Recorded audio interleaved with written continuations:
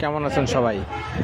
IPhone iCloud bypass দেখাবো। আমার এখানে আইফোন 5s থেকে শুরু করে আইফোন এক্স এক্সআর অর্থাৎ iOS ভার্সন 13 পর্যন্ত 14 পর্যন্ত আইক্লাউড বাইপাস হয়।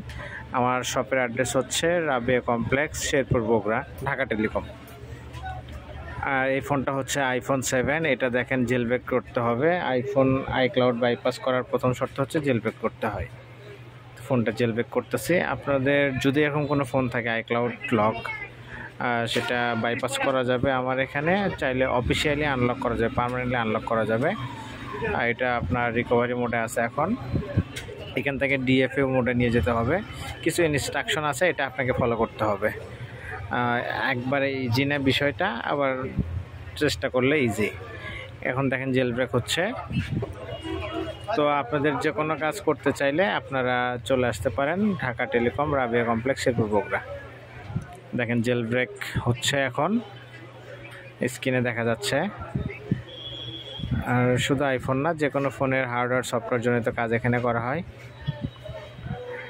জেলব্রেক ডান। এটা আমি এখন সিইউ টুলসের মাধ্যমে চেক দিব যে আসলে জেলব্রেকটা হয়েছে কিনা, কারণ জেলব্রেক না হওয়া পর্যন্ত নেক্সট স্টেপে কোনো কাজ করা যায় না। তো ফোনটা রানিং হচ্ছে, অলরেডি ফোন রানিং হয়ে গেছে। তো এটা সিইউ টুলসের মাধ্যমে দেখেন jail broken yes, install AFC2, অর্থাৎ জেলব্রেক ওকে। এখন আমি অন্য একটা টুলসের মাধ্যমে, যেটা আনলক টুল, সেটার মাধ্যমে এটা বাইপাস করব এবং আপডেট দিলেও কোনো প্রবলেম হবে না, এরকম বাইপাস করব। দেখেন কাজ হচ্ছে।